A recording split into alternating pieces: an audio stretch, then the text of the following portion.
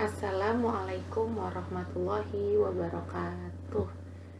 Kita masuk ke materi menerapkan dasar Dharma Pramuka dalam kehidupan sehari-hari dan lambang negara Garuda Pancasila. Materi tentang PPKN kelas 3 SD tema 8. Siapa yang masih hafal dasar Dharma Pramuka? Yuk kita cek lagi ya. Dasar Dharma Pramuka.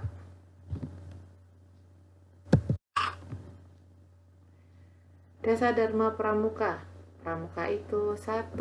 Takwa kepada Tuhan Yang Maha Esa, cinta alam dan kasih sayang sesama manusia. 3. Patriot yang sopan dan kesatria. 4. Patuh dan suka bermusyawarah. 5. Rela menolong dan tabah. 6. Rajin, terampil dan gembira. 7. Hemat, cermat dan bersahaja. 8. Disiplin, berani dan setia. 9. Bertanggung jawab dan dapat dipercaya. 10. Suci dalam pikiran, perkataan maupun perbuatan. Siapa yang sudah hafal dasar Dharma Pramuka? Saat ekstra pramuka kita sering harus menghafalkan dasar Dharma Pramuka dan Dwi Satya ya.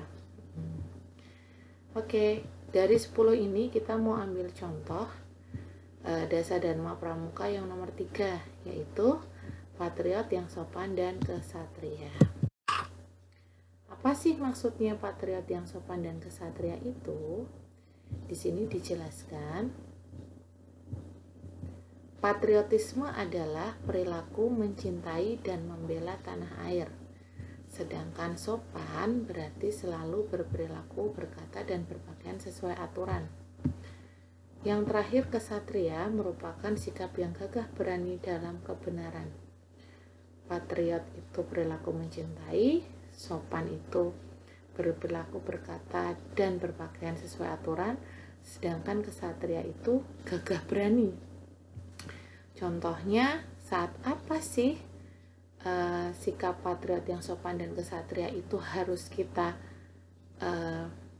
lakukan gitu.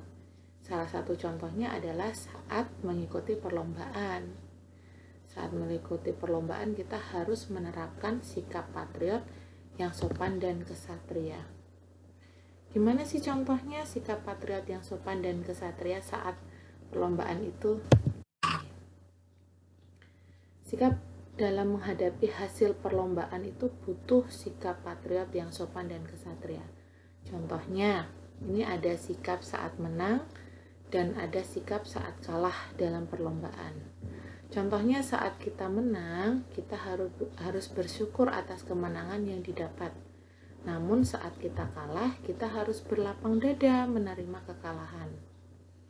Pun saat menang, kita juga harus berterima kasih kepada wasit.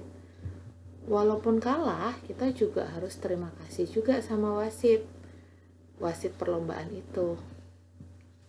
Saat menang, kita juga harus berterima kasih kepada lawan atas perlombaan yang dilakukan. Sedangkan saat kalah, juga harus tetap berterima kasih kepada lawan saat perlombaan. Selanjutnya, saat kita menang, kita santun dalam menerima kemenangan. Enggak terus berbuat yang arogan atau malah merusak ya.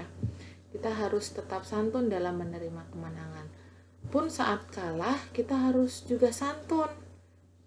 Kalau kalah enggak malah marah-marah gitu ya. Saat kita menang, kita harus memberi semangat kepada lawan yang kalah dalam perlombaan. Tapi saat kita kalah, kita harus mau dan kita harus rendah hati untuk mampu memberi selamat kepada lawan yang memenangkan perlombaan. Ini yang jarang kita lakukan ya. Saat kita menang, kita senang, tapi saat kita kalah, saat kita menang, kita tuh senang aja gitu. Tapi kalau saat kalah, jarang kita tuh bisa memberi selamat kepada lawan ya. Kadang biasanya kita udah malu, udah isin gitu. Kayak gitu ya. Lanjut, kita akan memahami arti warna dan jumlah bulu pada Garuda Pancasila. Ini gambar Garuda Pancasila ya, lambang negara Indonesia, Garuda Pancasila. Garuda Pancasila ini disusun, digambar dari 17 helai bulu sayap. Di sebelah sini ada 17 ya masing-masing ya. 17 helai sayap itu melambangkan tanggal kemerdekaan Indonesia. Selanjutnya ada 8 helai bulu ekor di bawah sini. Itu ya berarti bulan kemerdekaan Indonesia.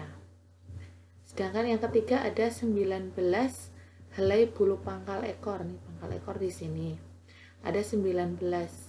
Itu artinya adalah tahun kemerdekaan Indonesia. Dan yang terakhir ada 45 helai bulu ekor. 45 helai nih bulu di sini nih. Di sini ada 45 helai bulu di apa ya namanya di leher, bulu leher itu ada 45, artinya adalah tahun kemerdekaan juga.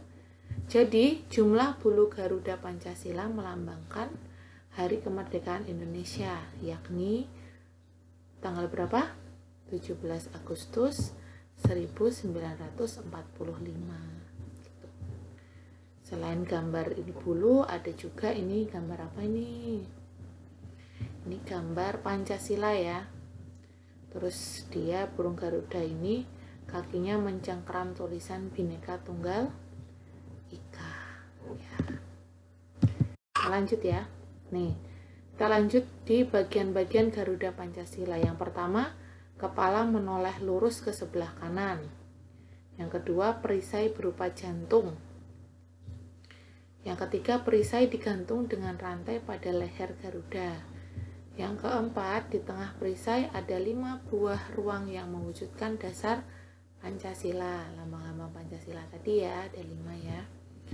Yang keenam, semboyan Bhinneka Tunggal Ika ditulis di atas pita.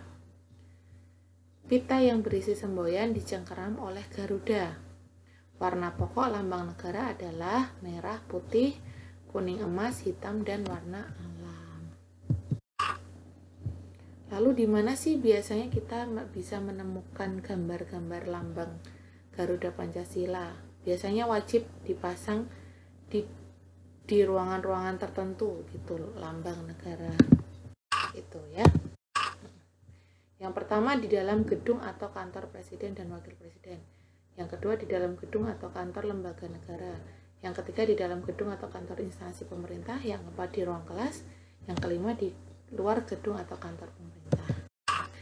Oke, sekian dari Bu Dita. Terima kasih. Wassalamualaikum warahmatullahi wabarakatuh.